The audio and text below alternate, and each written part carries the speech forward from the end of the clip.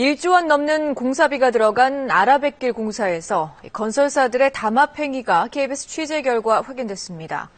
건설사들이 서로 짜고 공사 입찰 가격을 높게 해 막대한 세금을 빼먹은 건데요. 연중기획 세금 제대로 쓰자 세금 빼먹는 입찰 담합 실태와 대책, 정정훈 기자가 취재했습니다. 2009년에 시작된 경인 아라뱃길 공사. 18km나 되다 보니 6개 구간으로 나눠서 입찰이 진행됐습니다. 당시 현대건설 등 9개 건설사가 컨소시엄으로 낙찰받은 1공구입니다. 낙찰 금액은 3,300억 원 정도로 공사 예정 금액의 89.6%였습니다. 그 뒤 2공구부터 6공구까지의 낙찰 가율 역시 약속이라는 듯 89% 선으로 결정됐습니다. 비슷한 시기에 이루어진 물류단지 조성공사와 비교하면 23%포인트나 높은 값에 공사를 따낸 겁니다. 이렇게 해서 건설사들이 수자원 공사에서 받아낸 공사비는 모두 1조 2천억 원입니다. 공정위는 입찰 과정에서 건설사들의 담합이 있었다고 보고 지난해 10월부터 강도 높은 현장 조사를 벌였습니다. 내용 공부도 했었고 사업부분, 전체적인 입찰 현황, 강력한 조사했습니다. 공정위가 내린 결론은 GS건설과 삼성물산, 현대건설 등 13개 건설사가 서로 짜고 공사 구간을 나눠 가졌다는 겁니다.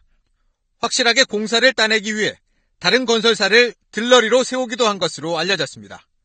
담합으로 밝혀진다면 총 사업비의 한 20%에서 30% 정도는 이제 부당이득으로 가져갔을 것으로 추정되고요. 결국 국민혈세가 어떻게 보면 건설사들의 이익으로 돌아갔다.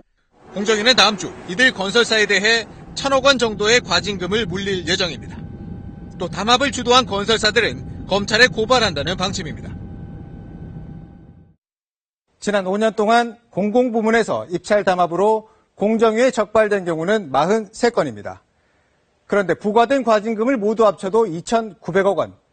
대형 국책사업 한 건의 공사비에도 훨씬 못 미칩니다.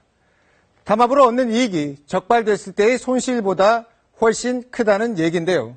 이러니 담합이 뿌리 뽑힐 리가 없습니다. 문제는 손해배상 청구와 입찰 참가 제한이라는 강력한 처벌 수단이 있는데도 제대로 활용하지 않고 있다는 겁니다. 지난 5년간의 공공부문 담합 가운데 손해배상을 청구한 경우와 일정 기간 입찰 참가를 금지한 경우는 거의 없습니다. 발주처가 공공기관들이다 보니 세금이 낭비돼도 소극적으로 대처한 결과입니다. 이 두 가지 강력한 처벌 수단이 있는데도 제대로 활용하지 않는 공공기관들에 대해서는 기관장 문책 등 엄중한 처벌을 해야 합니다.